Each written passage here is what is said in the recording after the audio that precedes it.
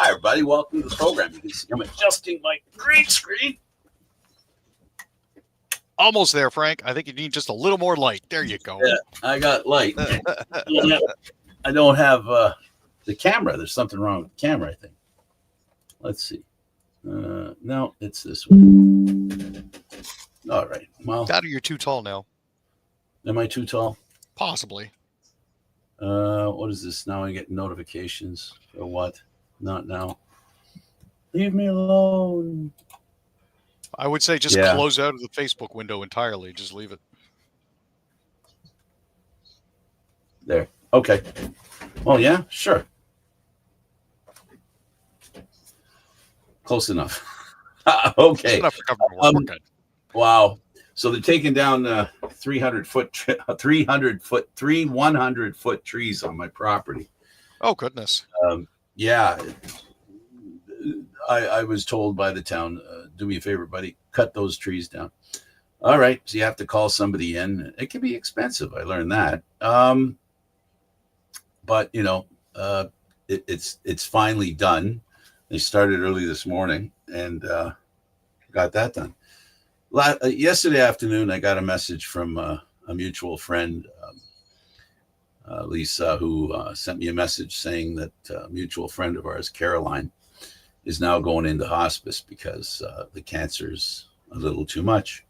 Within 4 hours, she was gone. Oh, goodness. Yeah. And, you know, F cancer. We say it all the time, Aaron, you know. They volunteer in every city that the Grey Cup's held to help with, you know, all the venues, showing people where stuff is. And they go to every Grey Cup and do that. In every Grey Cup, I have to figure out where they are, and I'd meet them at one of the venues. We'd go for a couple of beers and have a good time and chat, and you know, the old CFL thing. Yeah, I'm not going to look forward to going to the Grey Cup as much as I used to. It bothers me more than anything. I don't know about anybody else when it comes to death. It bothers me more than anything when people I care about who are younger than I am die. It irritates me. So I was very irritated last night about it. Thankful that I got to know her and Lisa. Her name's Caroline Saxon. She's a Rider fan. I miss her, and I'm going to miss her when it comes to the Grey Cup. As the wheel of life turns. And last night it turned in a way that I really don't like. But who does? So let's move on to why we're here. And so the Leafs are looking to replace Marner with a 22-goal scorer. Tell me all about it, Aaron, because I'm dying to know. Well, the current rumor being bruited about by NHL insider Elliot Friedman has the Maple Leafs linked to Jack Roslovic. Roslovic is 28 years old. He's coming off a 22-goal season with the Carolina Hurricanes, which ties his career high. He was actually one of the pieces that went back to Columbus during the Patrick Laine trade a couple seasons back when there was a lot of stuff being moved around. He's one of the few best forward options currently remaining in unrestricted free agency. Now, there are possibilities out there for the Maple Leafs to acquire him via trade, but it certainly makes sense to try and lock Roslovic down and then potentially supplement with a deal once they know exactly what the rest of their depth chart is going to look like. You know, it's one of those things where he is one of those lesser known but still potentially very valuable pieces that the Leafs can bring in. So. And he knows Austin Matthews. They played together in two different levels of USA hockey. Yep, that's correct. You know, it's one of those things where he played with Matthews during their time in the U.S. National Development Program. And there's certainly a familiar portion to it there. So the possibilities are certainly there to try to reunite them because they definitely have had chemistry in the past. So we'll see if this actually comes to fruition based on the Leafs cap friendly page and how much they're actually currently looking at. And I do apologize, it's not cap friendly, it's Puckpedia. cap friendly spot. I keep forgetting that. They've got $4.9 million to kick around. So, the possibility is still there for them to pick up Roslovic should they need to. He's currently on a 1 year. His most previous contract, was a 1 year, $2.8 million deal. So they definitely have room to fit him in, as well as potentially add some supplemental pieces with the other $2.1 million. Yeah, and his value right now, they could buy low. That's what they should do. Please don't do what they did with Nyes. It's the paying players what you think they may do. The high side of what they might do really is a faulty plan, and it seems to be one that runs right through the Maple Leafs. Doesn't matter who's in charge. It's weird, but it is what it is. And then you've got situations like Mangiapane refuses to play for Toronto because of the pressure. This is something that was, I believe, the reporter that was attributed with this story has now come out and said, I never said any such thing. And he was quoted not. So, this is how desperate we are in the hockey media world. We're looking for stories. And nothing's a better story than suggesting that playing for the Leafs sucks because it's too hard. It's too tough. Yeah, you see that it's easy to drum up interest and negative clicks through stuff like that. But the real reason why Mangiapane turned it down was due to the fact that he wanted to lock in a new deal as quickly as possible. He didn't want to spend time messing around with anything, and the team that he ended up signing with offered him what he was looking for. So quickly, there you go. Yeah, so good for him. And, yeah. Now, where are the Leafs now? They don't have a lot of options, but they've got to look. They've got to look in the import bin, previous NHL player bin. Maybe more a more developed college player. The point is they have to find basically a couple of unicorns that they can put in the lineup, because as the GM Treliving said, there is no, or I forget who said it. Oh no, I guess it was him that said there's no Marner tree where you can pick off another Marner. Well, and the whole thing is at this point here, now that we're a good solid week into the free agent frenzy, you're now picking through the $5 DVD bin at Walmart trying to find that hidden Hollywood classic that somehow got the one hit wonder. Else. Well, Matthias Michelli, on the other hand, believes he's ready for a top six role with the Maple Leafs. Yeah, well, that remains to be seen. That is something that's going to be interesting. After having a down year last year where he only had 18 points, that's 8 goals and 10 assists in 55 games. He says it was due to the fact that his ice time was rather limited. But the fact that we picked him up for a conditional third-round pick is the equivalent of getting a potentially surprising DVD out of the $5 bin. So we'll see what happens there. The good news is they also have a little bit of help developing the back end, which I think is just as important, and a lot of people tend to forget. And leading the charge on that is actually going to be Jake Muzzin, who's going to have an opportunity to pass off some of his knowledge to the Leafs 2024 first-round pick, Ben Danford. So it's good to see former Leafs are going to be kicking in. Muzzin actually has been talking almost weekly with prospects like Danford and Noah Chadwick throughout the year. He's been watching their game tape and helping them break down deficiencies in their game to help them out.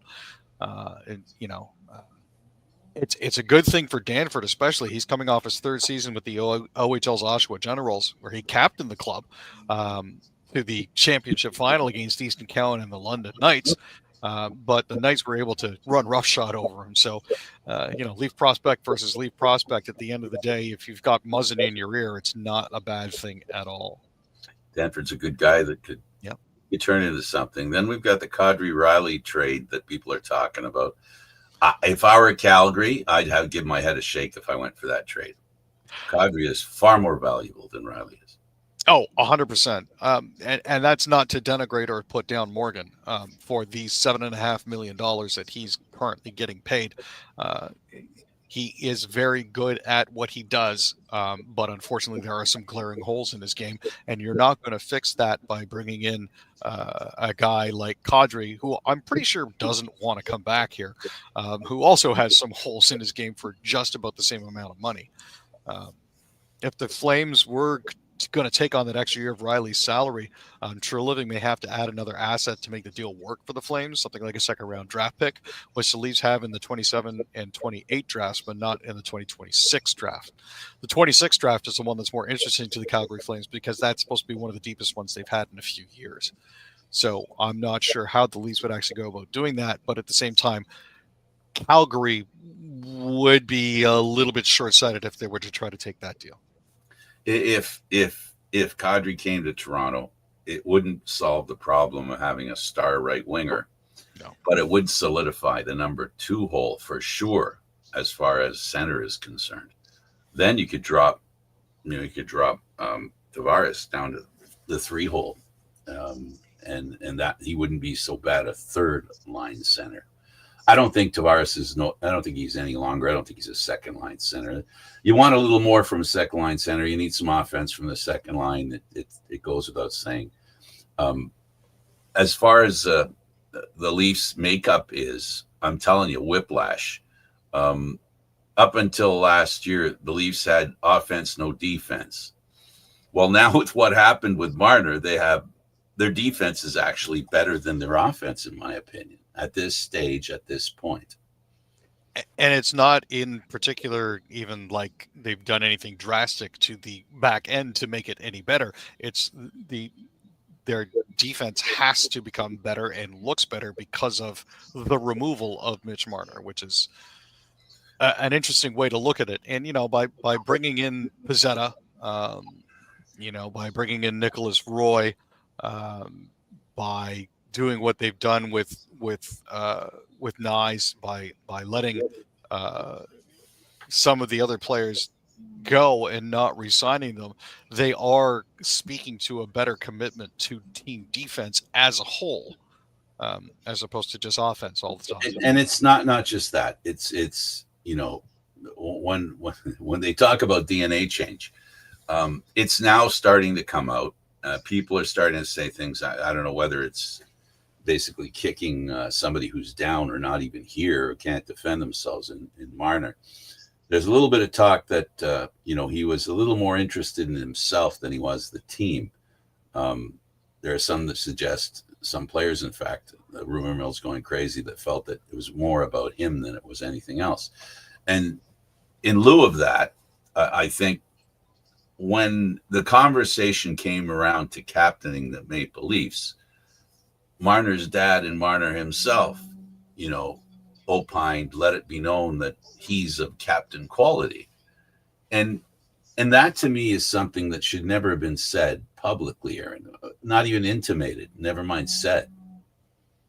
No, it's certainly any, and I don't want to sound like I'm reading too much into this, but any true captain doesn't really go out of their way to say, hey, I'm the captain. People will acknowledge that you're the captain and you have the skills to be a captain without you having to push it and put it out there that you're the captain. That's, I think, one of the key things that you have to remember here is leadership isn't just given to you because you say you're good enough. You have to show that you're good enough. And to put a finer point on that, part of being a leader is not making it about you. It's about making it about the team. And it's about leading by example, not by what you say. Talking to guys and telling them what they should be doing is not good enough. It's about what you do and how you do it. And you and I, Aaron, both know it's long and historical. The best captains of any team in any league, whether it be the NHL, junior, any league, the National Hockey League, of course, Olympics, anything like that. It's always about a leader who leads by example, speaks less, does more. No, 100%. And this ain't the way to go. So, We'll have to see where all of this comes out for Marner. I certainly, I'll be interested to see how he does in Vegas with new line mates. Who knows? Maybe Austin Matthews was the one holding him back from realizing his true potential at the end of the day. You know? There's a thing, you know, it's amazing when you look in retrospect and you look at situations. I'll give an example. And this is as much as you and I have cried foul because Florida did abuse Marner quite a bit. He was cross-checked. He was, you know, in the corner. He felt the feet of the referee. And, you know, now that I look at it in a different light, and again, in retrospect, I ask myself, is it the fact that a penalty wasn't called the limit of what the problem was at that moment? I've come to realize that wasn't the limit to the problem that Marner had. The bigger problem he had is nobody stood up for him. When you think about that, Aaron, that speaks kind of volumes of something, I think. It says something. As much as we want to complain about the foul, the cross-check he took, you know, and that kind of stuff, the way he was mistreated, the fact is, when you think about it, I don't remember anybody coming to his rescue. No, you know, come to think of it, looking back on it now, he did very much seem to be on an island unto himself. And I don't know if this is just us, like, Projecting after the fact. Things up. I hope I'm not making things up. I'm just connecting dots that actually exist. I don't think they're dots that don't exist. That's something to think about. You know, when it comes to officiating and a guy gets, you know, the crap kicked out of him or has something done, a foul against him, there is that other part. Where are his teammates?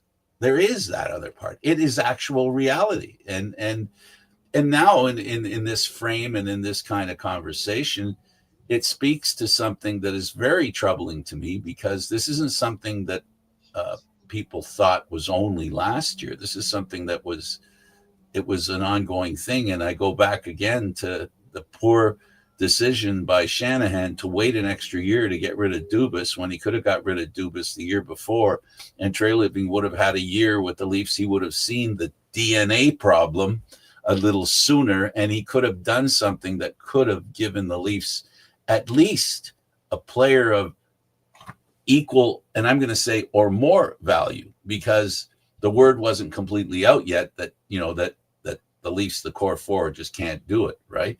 There would have been 2 years now that he wouldn't have been in the playoffs against the Leafs, for the Leafs, sorry.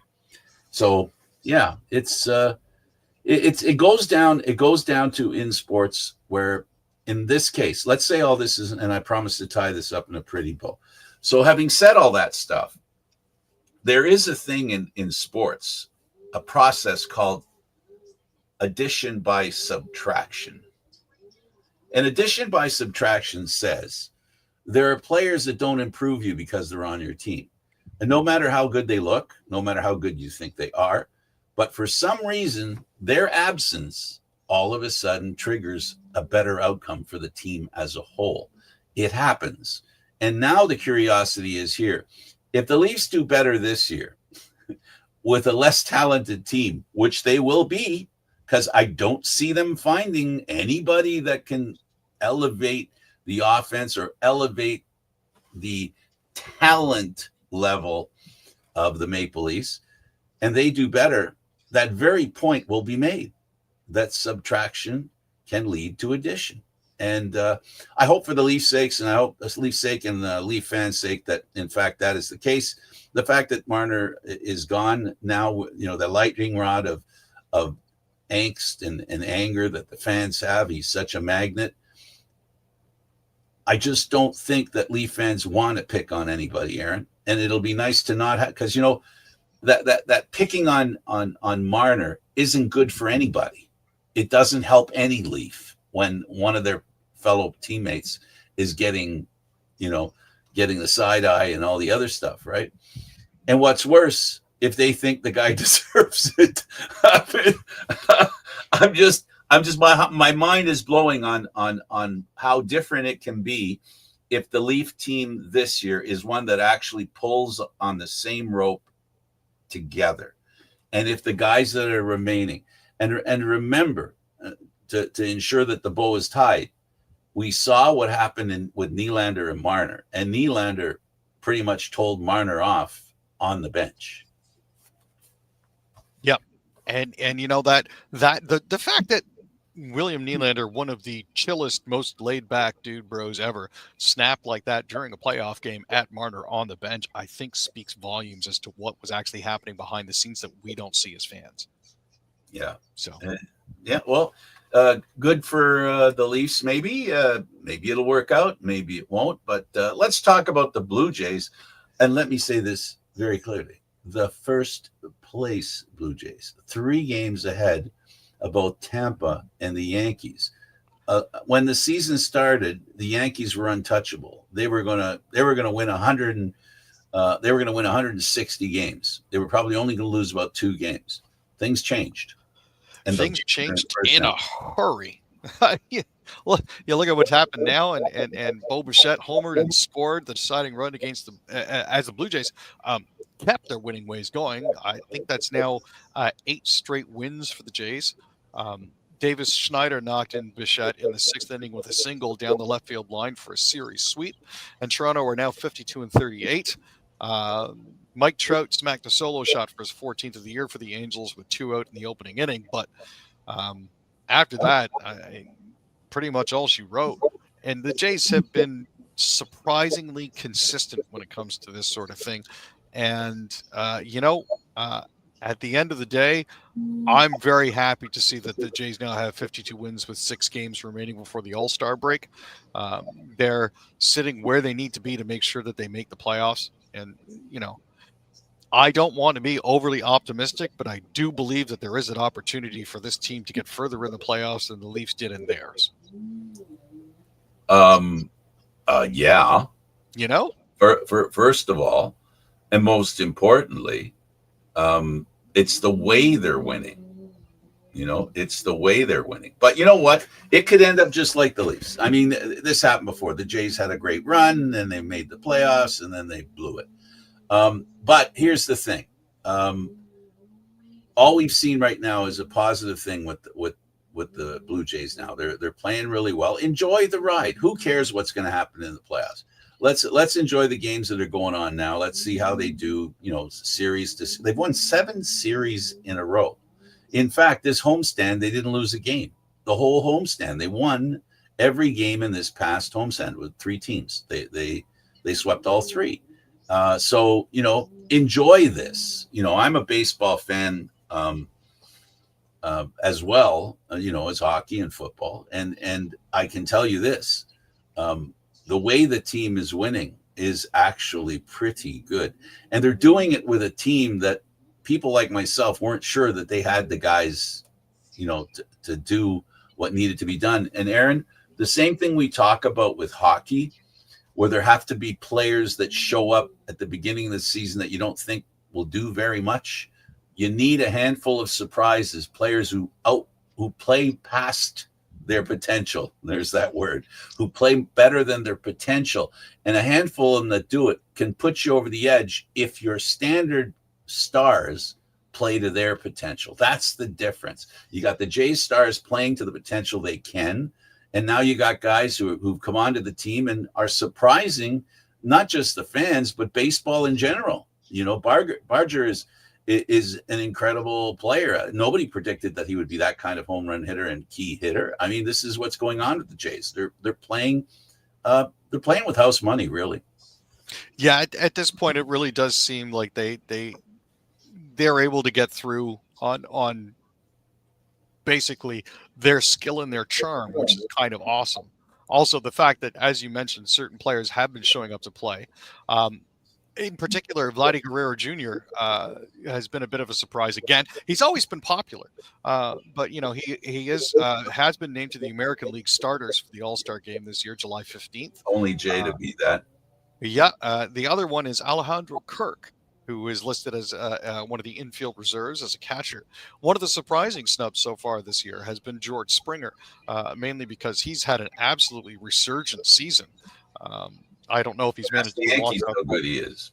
Exactly. He's hit a couple grand slams against them. You can't exactly. I'm just curious as to how the voting is actually decided because he doesn't seem to have made the team. Well, there's a lot of baseball players. There's a lot of teams, and that may speak to, and it's a good thing in a way, Aaron. That I think that it's kind of interesting when a Blue Jay is shown some disrespect. Remember, I was saying about bad stuff that happens to an individual on a team spreads. Well, unfairness that's done to one of your teammates can really light a fire under you. This is very true, and he's not the only one to be stubbed. Randy Arozarena isn't there. Juan Soto isn't there. Joe Adele isn't there. Framber Valdez isn't there. Nathan Eovaldi hasn't been invited. So there's a lot of disappointment to go around. Hopefully the Jays will be able to, and George will be able to continue to use this as additional motivation down the line as we get past the All-Star break and in towards the stretch run. But 5 Dodgers were selected.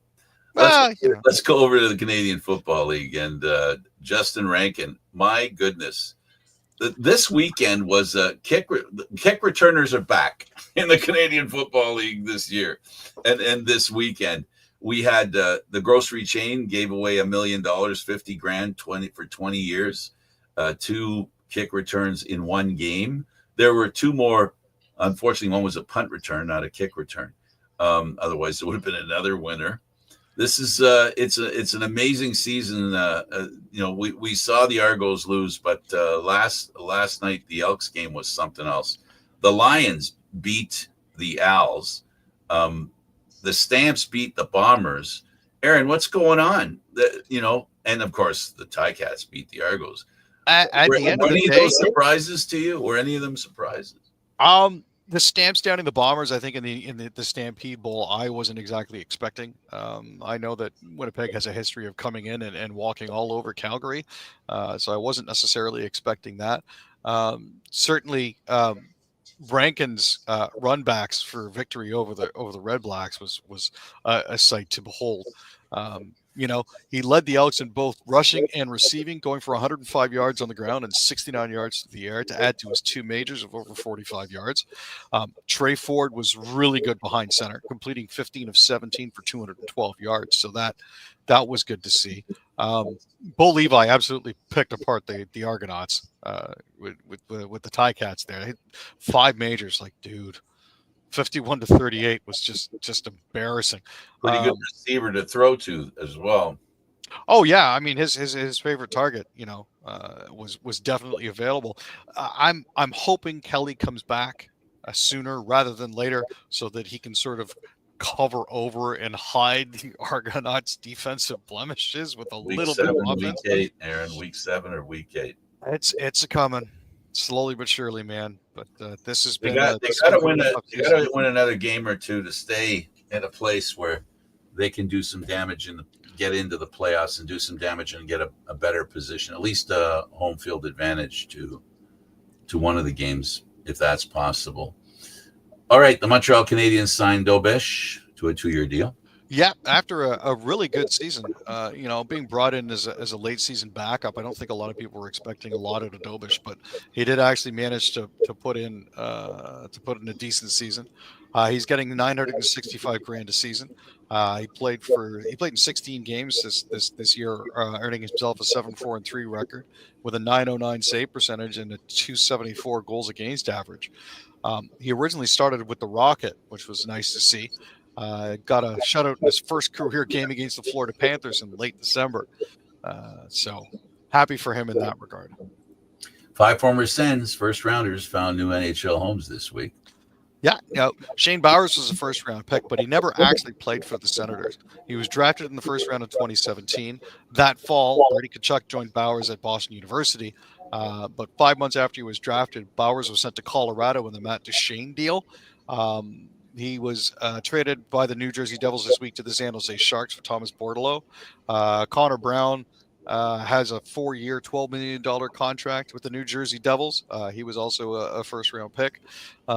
Ottawa's 2016 first-round draft pick, Logan Brown, got parted ways with the Tampa Bay Lightning. The Kings took a chance on him, signed him to a 1-year, 2-way deal.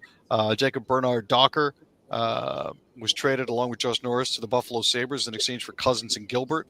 But he's now with the Red Wings with a contract worth $875. Cody Ceci, well, he's with the Kings. They signed him to a 4-year, $18 million deal, so he's somebody else's problem. And finally, Evgeny Dadonov has signed a 1-year contract with the Devils worth $1 million plus performance bonuses. And then we've got Taves signing with Winnipeg. Yeah, it was officially announced on July 4th. It was finally announced that the Winnipeg Jets had added Jonathan Taves. He did his first media meet and greet as a Jet. You know what? This is Winnipeg's first game this season is going to be the first time that Taves will have actually suited up since the 2023 season. So it's been a while. Absolutely. The Bruins are linked to McDavid, record-setting 7-year contract. Excuse me? There is talk that Boston, even though they have rapidly arrived in the mushy middle of NHL mediocrity, they are looking at getting a number one center. They're a big market. They're an original 6 franchise. Now McDavid is probably going to be getting a record-setting contract, potentially the max 7-year variety or 8 years in a sign and trade. But the Bruins have firmly established themselves as one of the teams that are in the mix for that. Actually, absolutely wonderful. Wouldn't it be interesting to see him in our division? I'd prefer to see him in a Leaf uniform only because he'd be fun to talk about. For sure, that'd be interesting, and that would resolve the issue with the Marnerless Leafs. For sure. Oh my God! But I don't know if McDavid can handle the pressure.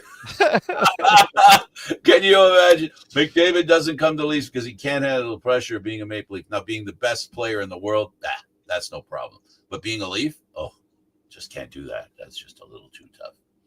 Aaron, this was swell. Hey, I'm glad we had a chance to do this today, Frank. So am I. Long day, and now it's come to an end. Thank God. Not the show, but the day, so I can now sit, put my feet up. I really need a beer and a sit down to see some sports, hopefully. And if you listen real careful in the background, you can hear a saw going. He's still at it. He's still at it. Yeah. Well, wow. I said 300-foot trees and another 2 trees that are fair sized as well. It's time to go out there and see how he's doing. Thanks for doing this, Aaron, again. And for the rest of you, thank you for watching. Don't forget you can check out Candid Frank Stanisha on YouTube at Candid Frank Stanisha 10:30 on YouTube. Thanks for watching. We'll see you again on Wednesday.